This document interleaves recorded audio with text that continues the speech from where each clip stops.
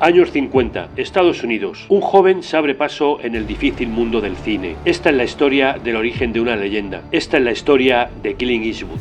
Nos situamos en los años 50, en Estados Unidos. Un joven se estaba abriendo paso en el mundo del cine, haciendo pequeños papeles, a la vez que trabajaba en diferentes oficios. Era una época en la que la televisión estaba cogiendo fuerza frente al cine. Este joven contaba con 28 años y se presentó a un casting de la CBS, que estaba buscando un protagonista para una serie de televisión del oeste llamada Cuero Crudo, estrenada en 1959. Clint Eastwood consiguió el papel secundario interpretando a un vaquero bueno, defensor de débiles y salvador de inocentes. En esa época, las series eran familiares, con poca violencia. Los americanos no querían sacar al exterior escenas que dañaran su imagen. Mientras tanto, en Europa, un director italiano llamado Sergio Leone, apasionado de las películas del oeste, empezaba a dar sus primeros pasos en un nuevo género dentro del western, tan importante que reviviría el western y marcaría a otros directores como George Lucas o Quentin Tarantino. Este subgénero dentro del western se llamaba Spaghetti Western y se caracterizaba por tener un escaso presupuesto, un alto nivel artístico con personajes más reales, aparentemente falsos de moral, de duro carácter y con altas dosis de violencia, siendo su temática básica la moral, lo bueno y lo malo. A finales de 1963, Leone tenía planeado realizar un western hispano-italiano. Buscaba una cara conocida para el proyecto, ofreciendo el papel a varios actores como Henry Fonda o Charles Bronson, pero todos lo rechazaron. Al final se lo propusieron a Eastwood. Pensaban que podía interpretar a un vaquero de manera convincente. Clint ya estaba aburrido de interpretar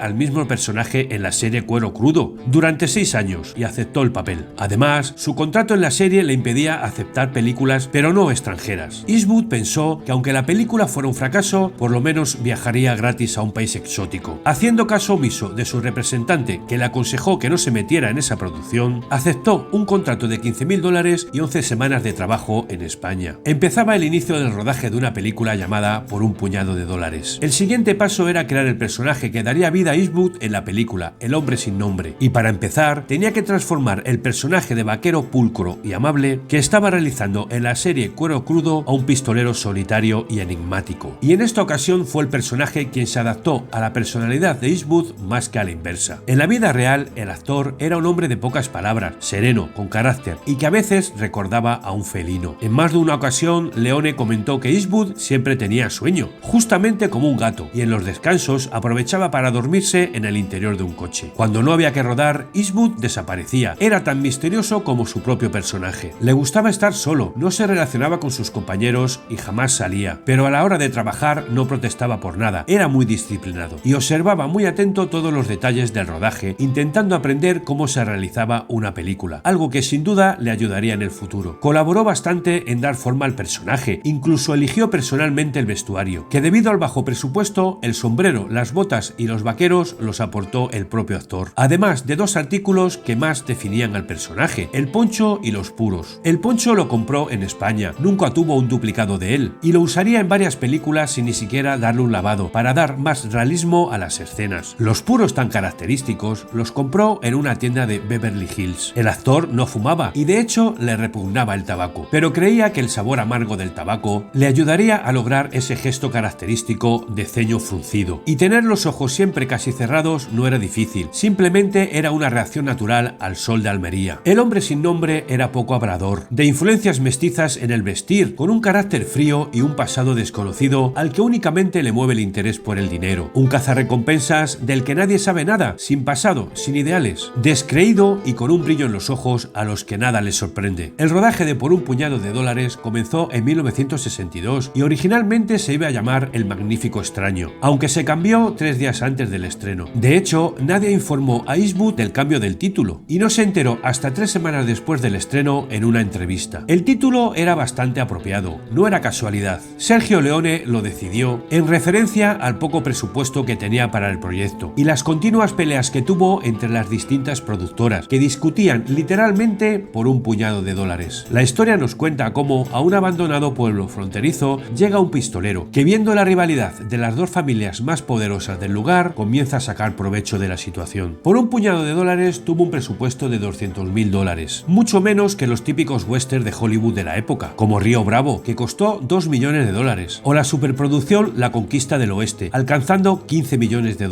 El rodaje fue en España, gracias a los paisajes que se adaptaban al ambiente de la película, además de existir estructuras usadas en películas anteriores. Gran parte se rodó en Golden City, un poblado del oeste construido en el término municipal de Hoyos de Manzanares, en Madrid. Para Clint Eastwood, el rodaje de la película fue de locos. Las mismas tomas se repetían 3 veces, por si se perdían en el laboratorio. Además, los actores hablaban cada uno su propio idioma y después se doblaban al italiano. Por eso, en el plató de rodaje nunca había silencio, ya que no se grababa el sonido, algo que sorprendió a Clint. Pese a todo esto, Eastwood empezó a interpretar al hombre sin nombre, que le cambiaría su futuro. Y al director no le bastaba cualquier cosa. Quería tanto realismo en la película que no dejaba que nadie se moviera durante el rodaje para no enturbiar la atmósfera. Convenció a Clint para que fumara, pese a ser un antitabaco. Pero no bastaba con que solo fumara, quería que se enganchara realmente para que fuera más realista. La película se estrenó en Italia, siendo un gran éxito en taquilla, y en 1967 se dobló al inglés y se estrenó en Estados Unidos, donde también arrasó, convirtiendo a Clint Eastwood en una estrella emergente. Solo en Estados Unidos llegó a alcanzar $14 millones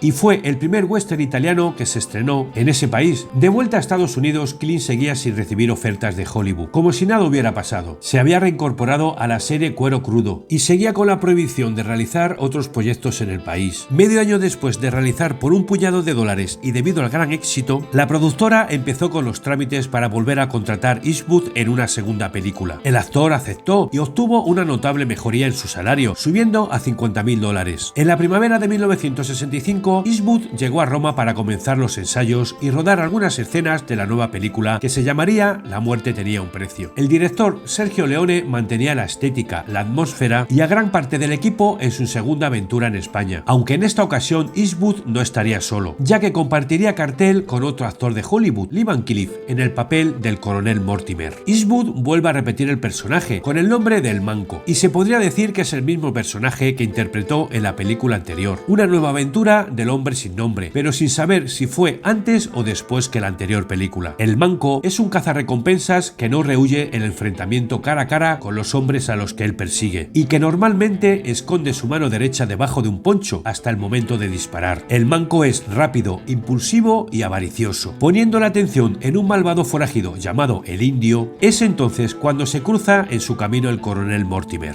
En un principio, las localizaciones para grabar la película iban a ser cerca de Madrid, pero el clima era muy inestable y resultaba imprescindible rodar con buen tiempo. Por esta razón se decidió por Almería, más concretamente en Tabernas, un lugar muy interesante desde el punto de vista geológico. Todo era a más en esta película. Más presupuesto, $600.000, una historia con más matices, más personajes, y los resultados fueron mejores que la película anterior, aunque no era una secuela. Clint Eastwood apareció con el mismo sombrero, el mismo poncho y también con sus característicos cigarrillos. Con esta segunda película, el actor empieza a fomentar su fama de tipo duro con el personaje del Manco y será una seña de identidad en sus futuros trabajos. La película se convirtió en la más taquillera en Italia y España, y no fue a menos en Estados Unidos, aunque la crítica la tacharía de sangrienta, violenta y falta de diálogo. Consiguiendo una recaudación total de $15 millones, dio pie para pensar en la tercera entrega, que se llamaría El bueno, el feo y el malo. Clint Eastwood volvió a Estados Unidos para seguir grabando la serie Cuero Crudo, aunque poco tiempo después y tras 8 años de emisión, la serie fue cancelada, recibiendo el actor una retribución y quedando libre para participar en otros proyectos en su país. Aunque no tenía problemas económicos, tampoco recibía ofertas de Hollywood. Eso sí, Sergio Leone quería de nuevo a Clint para la tercera película, acercándose a su casa en Los Ángeles, donde discutieron las condiciones. El presupuesto del bueno, el feo y el malo ascendió a $1.200.000, y en esta ocasión eran 2 actores más los que compartían cartel con Clint, Eli Wallach y Lee Van Cleef, surgiendo una protesta en la que Eastwood declaraba: al principio estaba yo solo, luego 2 y ahora ya somos 3. Al final voy a acabar con un destacamento de caballería entero. La acción de la película es un sangriento western durante la Guerra de Secesión, en la que 3 hombres violentos se pelean por una caja que contiene $200.000, que fue escondida en una tumba, y el problema es que ninguno de los 3 puede encontrar esa tumba sin la ayuda de los otros 2, y pese a odiarse deberán colaborar para poder encontrar el preciado botín. Los exteriores se rodaron de nuevo en España, comenzando en Roma, para luego trasladarse a Almería, Madrid y y Burgos. Leone descartó o se vio obligado a descartar localizaciones en Estados Unidos, ya que en un principio se había pensado en rodar al menos 2 semanas en Nuevo México y Arizona. Y fue la película más taquillera de la trilogía del dólar, recaudando 25 millones de dólares. Además, llevaba a un mayor extremo todos los rasgos que caracterizaban las dos anteriores: más larga, más violenta, con una banda sonora aún más épica y un duelo final a 3 bandas. Cuando las 3 películas de Leone ya habían logrado estrenarse con éxito en Estados Unidos, Eastwood respondió a los que las criticaban, comentando que la última tiene las peores críticas de las 3, sin embargo fue la más vista. A los críticos les gusta mucho que aparezcan diálogos en las escenas, pero lo que realmente genera el entusiasmo y la emoción en el público es la acción. El bueno, el feo y el malo se convirtió en uno de los westerns más famosos de la historia del cine y puso el broche de oro a la trilogía del dólar, afianzando más la carrera de Clint, que no volvió a trabajar con Sergio Leone, aunque sería influenciado por él en sus futuros proyectos. Se volcó de lleno en su carrera como actor y director, y El hombre sin nombre sería el modelo que seguiría en los años posteriores. Pero esa es una historia para el próximo vídeo. Nos vemos, hasta pronto.